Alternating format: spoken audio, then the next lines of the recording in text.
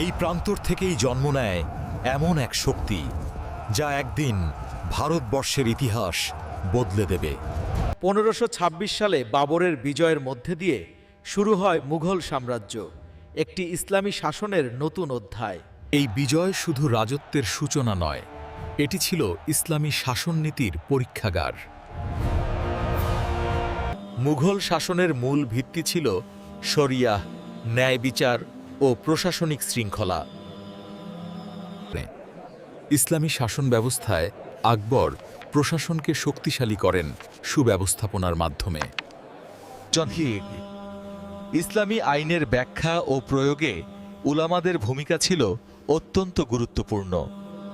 অমুসলিম প্রজাদের জন্য জিজিয়া ছিল নিরাপত্তি ও রাষ্ট্রীয় দায়িত্বের বিনিময়। শিক্ষা ও ধর্মীয় প্রতিষ্ঠান টিকিয়ে রাখতে ওয়াকফ ব্যবস্থাকে রাষ্ট্রীয় পৃষ্ঠপোষকতা দেওয়া হয়। মুঘল বাহিনী ইসলামী নৈতিকতা ও সামরিক শৃঙ্খলার সমন্বয়ে গড়ে ওঠে। নতুন কৌশলের প্রয়োগ সীমান্ত অঞ্চলে শক্তির ভারসাম্য বদলে দেয়। ইসলামী শাসন শুধু ক্ষমতা নয়, ধৈর্য ও পুনরুদ্ধারের শিক্ষা দেয়। রাষ্ট্র পরিচালনায় পরামর্শ ও শুরা ছিল মুঘল প্রশাসনের গুরুত্বপূর্ণ অংশ। ইসলামী শাসনের লক্ষ্য ছিল কেন্দ্র থেকে প্রান্ত পর্যন্ত ন্যায় নিশ্চিত করা। আইনের সামনে শাসক ও প্রজা সবার অবস্থান সমান ছিল। ইবাদত ও রাষ্ট্র দুটোই ইসলামী শাসনে পরস্পর সম্পর্কযুক্ত ছিল।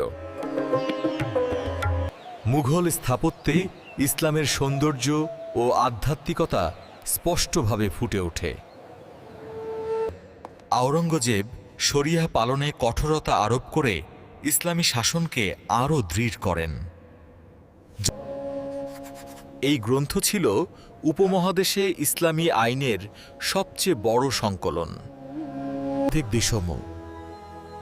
ইসলামী শাসন ব্যবস্থায় সামাজিক ন্যায় ছিল রাষ্ট্রের দায়িত্ব।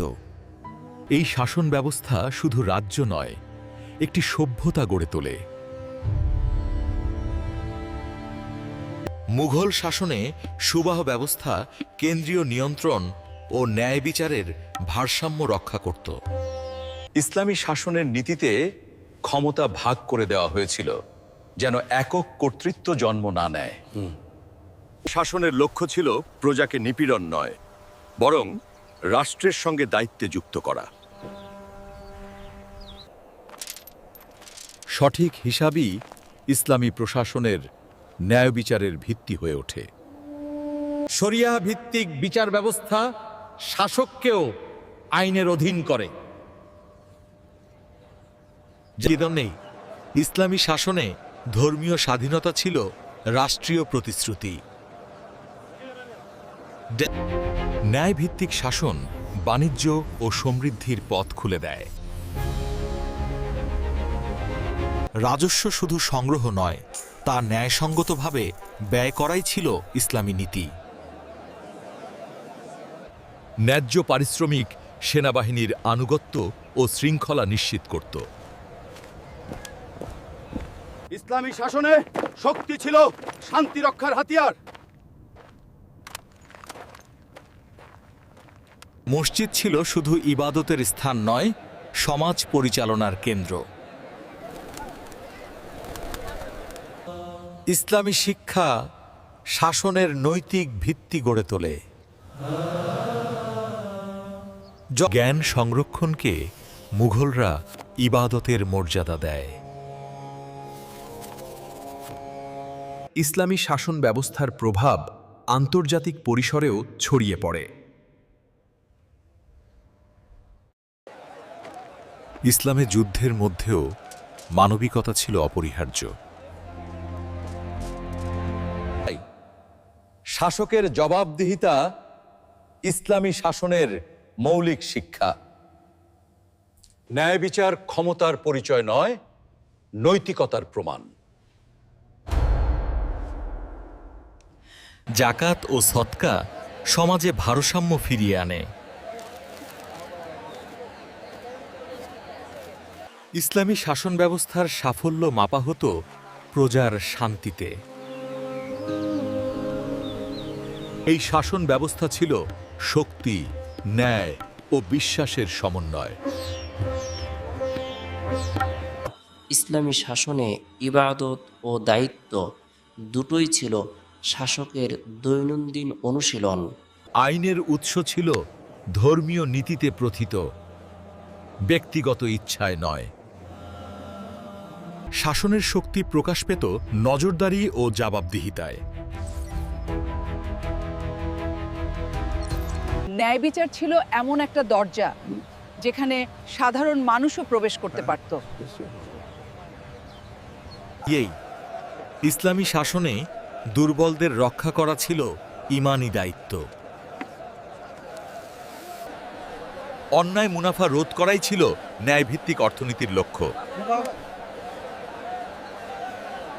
নিজের মজরুয়া জাননি রাষ্ট্রীয় সিদ্ধান্তে ধর্মীয় জ্ঞানীদের মতামত গুরুত্ব পেত। ন্যায় বিচার প্রতিশোধ নয়, বরং সমাজে স্থিতি আনে। ইসলামী শাসনে যুদ্ধের আগেও আত্মশুদ্ধি অপরিহার্য ছিল। রাষ্ট্রের নিরাপত্তা ছিল জনগণের নিরাপত্তার প্রতিচ্ছবি। জ্ঞান আর্জনকে ইসলামী শাসনে ইবাদতের অংশ মনে করা হতো। শিল্পেও ফুটে উঠেছিল বিশ্বাস ও শাসনের আত্মা। যোগ্যতা ছিল দায়িত্ব পাওয়ার মূল মানদণ্ড।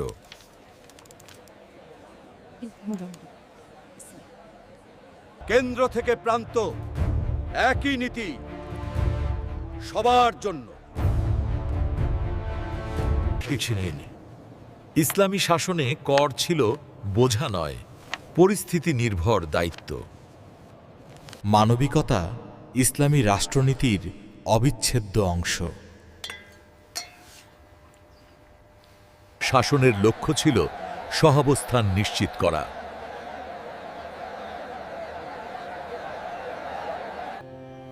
এই শাসনের প্রতিটি অধ্যায় ইতিহাসে লেখা হয়ে যায়।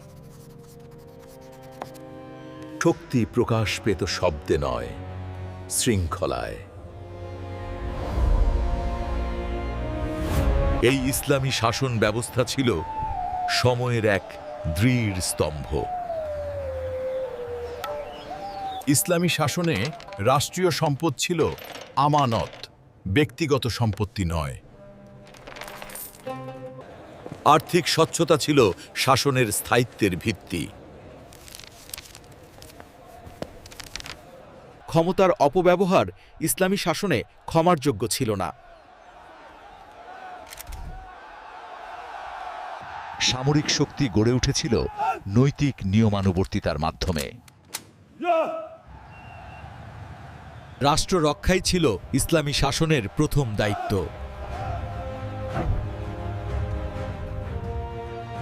প্রতিটি স্তরে জবাবদিহিতা নিশ্চিত করা হয়েছিল।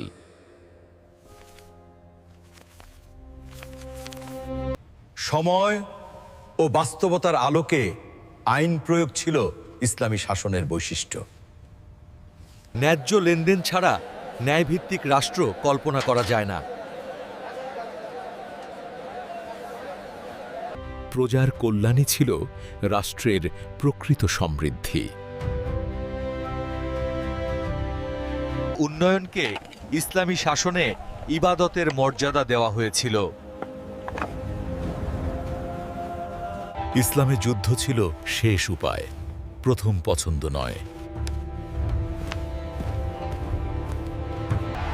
ক্ষমা ছিল শক্তির সবচেয়ে বড় প্রকাশ। ন্যায় বিচার বিলম্বিত নয়, কার্যকর হওয়াই ছিল লক্ষ্য। যোগ্য নেতৃত্ব গড়ে তুলেই ছিল শাসনের দীর্ঘমেয়াদী কৌশল। জ্ঞান চর্চা রাষ্ট্রীয় উন্নয়নের চালিকা শক্তি ছিল।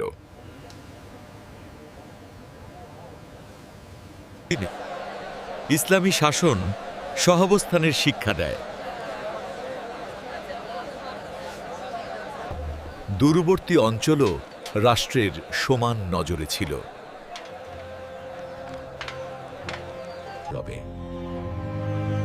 এই শাসনের ছাপ প্রজন্মের পর প্রজন্ম বহন করে। ন্যায়, শৃঙ্খলা ও বিশ্বাস, এই তিনেই গড়ে ওঠে রাষ্ট্র। সময় বদলায়, কিন্তু ন্যায়ের আদর্শ থেকে যায়। ইসলামী শাসনের বিস্তার শুধু ভূখণ্ড নয়, নীতির বিস্তার ছিল। রাষ্ট্রের সাফল্য মাপা হতো সাধারণ মানুষের স্বস্তিতে।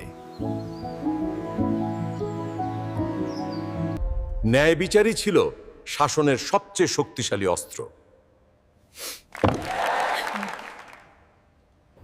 ধর্ম ও রাষ্ট্র মুঘল শাসনে পরস্পরের বিরোধী ছিল না।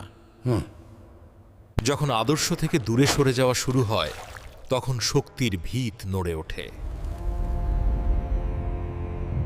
ইসলামী শাসনের পতন শুরু হয় বাহ্যিক আক্রমণে নয়, ভেতরের বিচ্যুতিতে। ন্যায় দুর্বল হলে রাষ্ট্রও দুর্বল হয়ে পড়ে। ইতিহাস সাক্ষী, আদর্শ ছাড়া কোনো সাম্রাজ্য টিকে না। একটি শাসন শেষ হয়, কিন্তু তার শিক্ষা থেকে যায়। পাথর ভাঙে, কিন্তু আদর্শ ইতিহাসে অমর হয়ে থাকে। এই ইসলামী শাসন ব্যবস্থা পরবর্তী শাসনগুলোকেও প্রভাবিত করেছে। মুঘল শাসন ছিল ইতিহাসের এক গুরুত্বপূর্ণ অধ্যায়। ন্যায়, দায়িত্ব ও জবাবদিহিতা, এই ছিল এর মূল শিক্ষা। ইতিহাস শুধু রাজাদের নয়, মানুষের গল্প। বিধি ইসলামী শাসনের আত্মা ছিল বিশ্বাসে স্থির। সময় সবকিছু বদলায়, কিন্তু শিক্ষা রেখে যায়।